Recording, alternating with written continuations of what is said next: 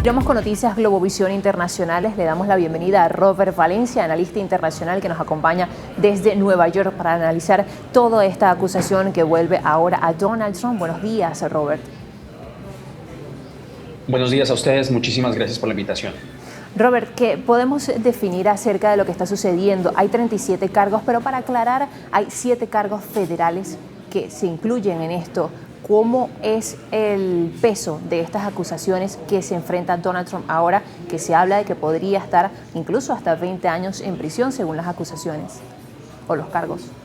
Claro, hay elementos que son de suma gravedad, indudablemente, y yo creo que uno de los, digamos, una de las pruebas o evidencias más condenatorias de las cuales hemos visto hasta el momento es un audio que se filtró o que no se filtró, sino que se había puesto en disposición porque era para un libro que se estaba escribiendo sobre Donald Trump en su campo de golf en Bedminster, no muy lejos de Nueva York, y en Nueva Jersey, en donde él mostraba documentos que eran clasificados, que él sabía, precisamente en ese audio como lo demuestra, él sabía que esos documentos eran secreto de Estado y sin embargo no lo desclasificó como él mismo lo confesó.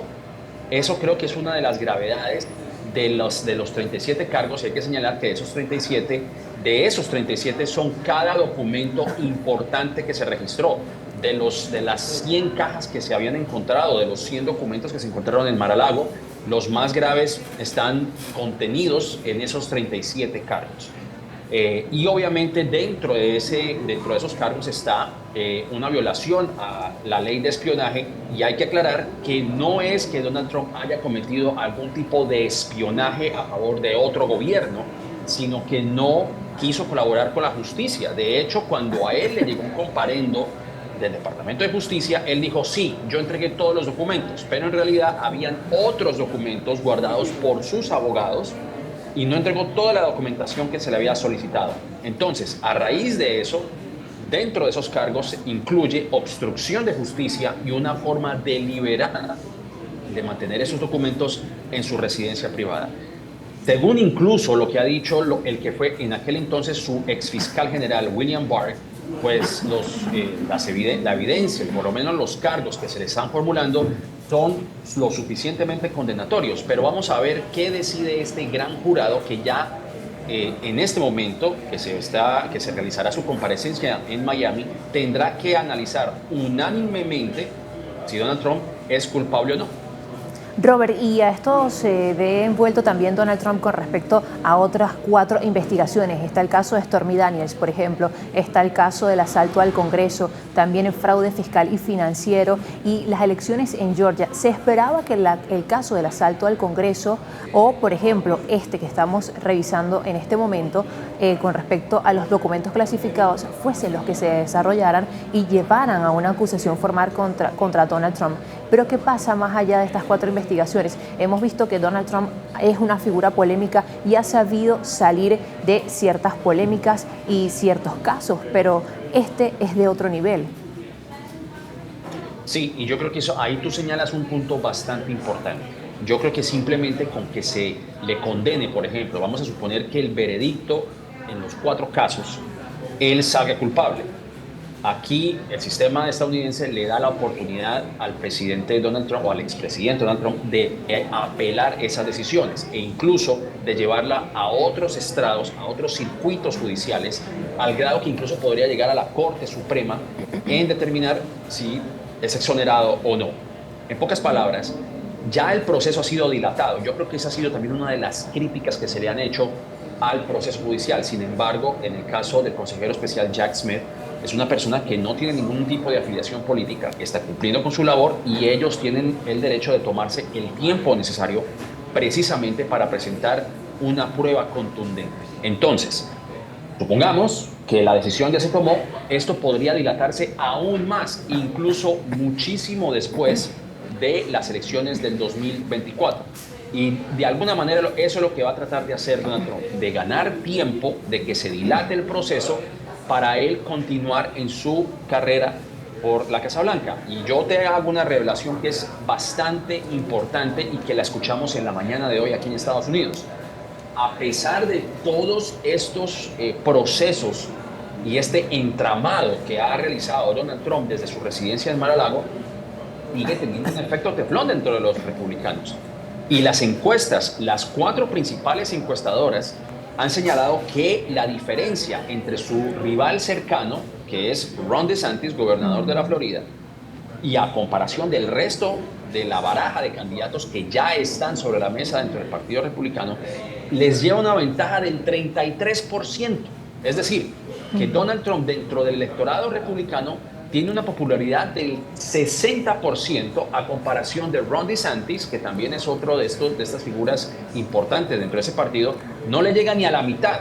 Está llegando aproximadamente a un 25% de la preferencia del votante, lo cual habla bastante del control que tiene Donald Trump, que se llegó a pensar que Donald Trump no tenía una popularidad dentro del Partido Republicano, pero lo que señalan las encuestas a la mañana de hoy es todo lo contrario.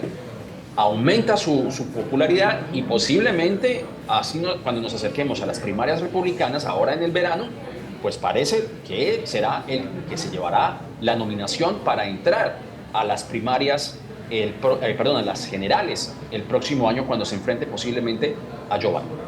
Y exactamente como bien lo mencionabas, Ron DeSantis es como que el que le sigue en cuanto a esta búsqueda del lado republicano, del lado conservador, incluso del lado derechista de Estados Unidos, pero ha llamado la atención y menciono algunas de las encuestas que mencionábamos. Por ejemplo, la de Real Clear Politics otorga a Pence, que también es uno de los candidatos, solo un 4%, frente a Donald Trump, que cosecha más del 53%, y ha sido el de Ron DeSantis un 22.4%. Pero ¿podría Ron DeSantis arrebatarle cierta popularidad a Donald Trump? Quedan meses Sí, aún. claro, por supuesto. Esto es lo que sabemos hasta el momento. Evidentemente es muy prematuro decir, y yo creo que me retractaría un poquito de lo que acabo de decir, porque cualquier cosa puede pasar. Pero si las elecciones primarias fueran hoy, por ejemplo. Además, disculpa que te interrumpa, pero Robert DeSantis quizás sería menos polémico o tendría menos caos con respecto a estas acusaciones, a diferencia de Donald Trump. Pero también es muy radical. Bueno, pero también hay que analizar que no hay mucha diferencia realmente. Yo creo que eso también hay que analizarlo con ciertos matices, porque sí, probablemente Ron DeSantis no tenga los mismos escándalos que enfrenta a Donald Trump, como tampoco tiene el mismo carisma que tiene Donald Trump. Donald Trump es una persona que sabe manejar los medios. Ron DeSantis ha tenido algunos deslices en su visión política, y no hablo solamente en el caso de Ucrania, que incluso le llevó a retractarse en algunos de sus comentarios, sino que hay que analizar que Ron DeSantis tampoco es que sea un candidato, en mi opinión, y esta es simplemente mi opinión, no es una persona que responda a la corriente ideológica, o por lo menos a la corriente progresista que ha venido adquiriendo Estados Unidos en los últimos años. Tiene una visión de país totalmente retrógrada, es decir, donde se quiere eliminar del currículum estudiantil un hecho tan flagrante como es la esclavitud, los derechos civiles de los afroamericanos, el hecho de que ha demostrado una reticencia en reconocer a la comunidad LGTB en la Florida. Esta pelea que para mí sigue siendo sin sentido, la que lleva contra Disney, siendo Disney el principal empleador o patrón en el centro de la Florida, que le genera millones de dólares a la Florida, y aún así ha ido en contramano de esta tendencia. Y yo creo que eso también hay que analizarlo. Si bien Ron DeSantis puede demostrarse un poco más político, más diplomático, menos pendenciero que Donald Trump, eso tampoco indica, en mi opinión, que la política que está implantando en la Florida sea el mismo modelo que puede llegar a implantar digamos, a nivel federal o en todo el país. Y eso también es importante mencionarlo, porque yo creo que esa es la encrucijada en la que se encuentra el Partido Republicano desde mi punto de vista. Mike Pence, que es una persona que es muchísimo más moderada, que tiene un talante político, que es una figura del establecimiento de este conservadurismo viejo, al igual que Asa Hutchinson, que es gobernador de Arkansas. Ese conservadurismo que prevaleció durante los años 80, durante los años 90, pues obviamente se ha quedado completamente rezagado, con una figura de Donald Trump que cada vez se muestra más contestatario e incluso más radical en sus comentarios, más fundamentalista en sus comentarios. Pero aún así, eso es lo que le ha llevado a tener una enorme popularidad dentro del Partido Republicano. Y como tú señalas al comienzo de la pregunta, vamos a ver si él mantiene esa ventaja de aquí cuando ya entremos ya a las postrimerías de las primarias y evidentemente dentro de las generales. Y parece que la competencia la vamos a ver es en el lado republicano, porque del lado demócrata estamos viendo que hasta ahora solo se destaca quizás la figura de Biden. Gracias, Robert, por acompañarnos. Estaremos muy pendientes de esto, de lo que se siga desarrollando con respecto a Donald Trump y esta carrera por las elecciones presidenciales en Estados Unidos. Evidentemente, muchísimas gracias a ustedes por la invitación.